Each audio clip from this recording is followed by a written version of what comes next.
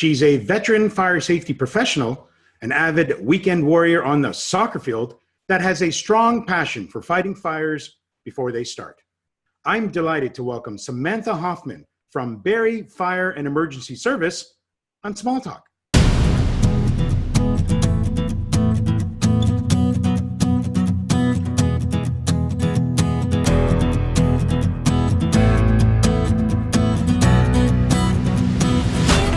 Samantha Hoffman, fire safety professional from Barrie Fire and Emergency Service. Welcome to Small Talk. Thanks for having me. Samantha, I am very, very, very excited to share this conversation with everyone who's going to be watching this, because it is an issue. This time we're talking about fire safety, but specifically we're going to talk about fire alarms and CO alarms.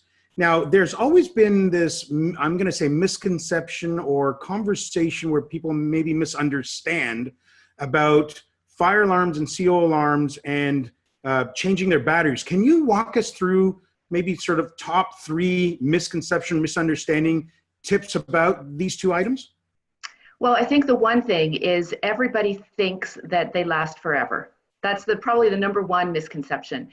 And there are 2 different types. There's lots of different technologies, but there are 2 different types of alarms. There are hardwired alarms, which are tied into your electrical system, and then there are battery-powered alarms. So depending on the age of your home, you might have one or the other, or you might have a combination of both. So is it true then, in terms of homes that are recently built, and I would love for you to define what that recently built really is, where there are homes now where people say, well, I don't really need to change up my battery. Those are the old days where we always were told at a certain time of the month or so many months in or some time period, usually Christmas, it's time for you to change the battery. Is that no longer the case? It's absolutely brand new homes. So any homes built, let's say in the last 5 years, require hardwired alarms, but they have battery backup. So we're back to changing those batteries. But if your home is maybe 15 years old, you might have a hardwired alarm, and it's just wired into your system, and it does not have a battery backup. So you don't have to change the batteries, but every 10 years you do have to change the alarms. So that's interesting. So therefore, even if you have a home that's recently built, you do still need to change the batteries within a certain time period, like 10-year period? You have to change the alarms, whether they're hardwired or battery, every 10 years. But batteries, we do recommend when you change your clocks, change your batteries. So it's just a reminder. You're already looking at time and doing that twice a year. It makes sure that you have a nice fresh battery in your smoke or carbon monoxide alarm.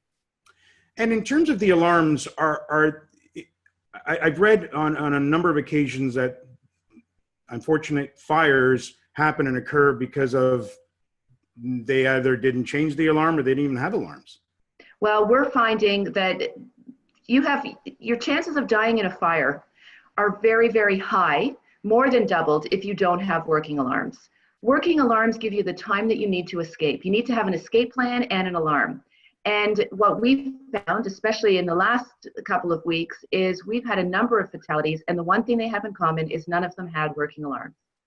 So what would be that one tip then, Samantha, for folks who are watching this that they need to do right away after watching the show? They need to look at their smoke alarm, check the date on it. If it's older than 10 years, it needs to be replaced. They need to push the button to make sure that there's power going to it and that it's working. And then they need to make an escape plan. So 3 things: check the date, push the button, make an escape plan, and decide if there's an emergency, how you and your family would get out. Now, I want to switch channels because you have taken this fire safety messaging to another level, and Barrie Fire and Emergency Service really has embraced the world of social media. And at the time of this filming of this particular conversation, the social media thing is exactly just about 4,100 people on Twitter and 1.8 or so and growing on Facebook. Share with us your secret of how do you guys do this? I know, and I've been following you, we've been following each other. Just share some of the real fun and exciting things you're doing in packaging to get a message of fire safety to our communities. Well, we've been in the business for a very long time. I personally have been in the fire service for over 25 years, and my messages haven't changed. But we find people can recite the message, but they're not actually changing their behavior. So we decided a different tactic, and we've been trying to form relationships. So we are singing our message. We are trying to make light of our message, like mocking ourselves or mocking different scenarios, trying to just drive home that message to get people to pay attention, because we know that once we have their attention and once we have that relationship with them, they might make those behavior changes that are necessary to protect themselves and their families. And for folks to follow you or see what you guys are doing on social media, what are your handles, if you can please share?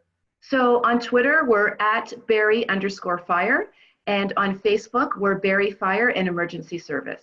An emergency service, no S, correct? No S. No S.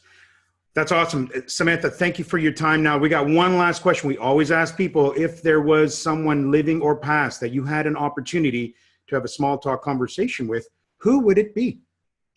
I think, and this might sound a little crazy, but it would be my grandmother. My grandmother raised me and passed away when I was at late teens. And I would just love to sit down and have a conversation with her now, thank her for what she gave to me, and also to get some advice going forward. Amazing. Samantha, thank you for your time. Thank you for being on Small Talk. Really appreciate it.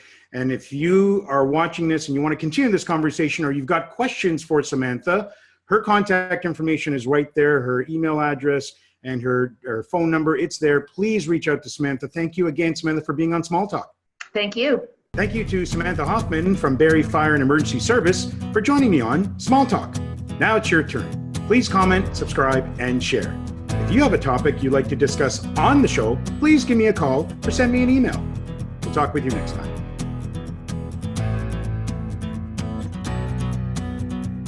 To watch previous shows, visit us on YouTube and search for Impression, a marketing services company. Don't forget to join us on one of the following social media channels.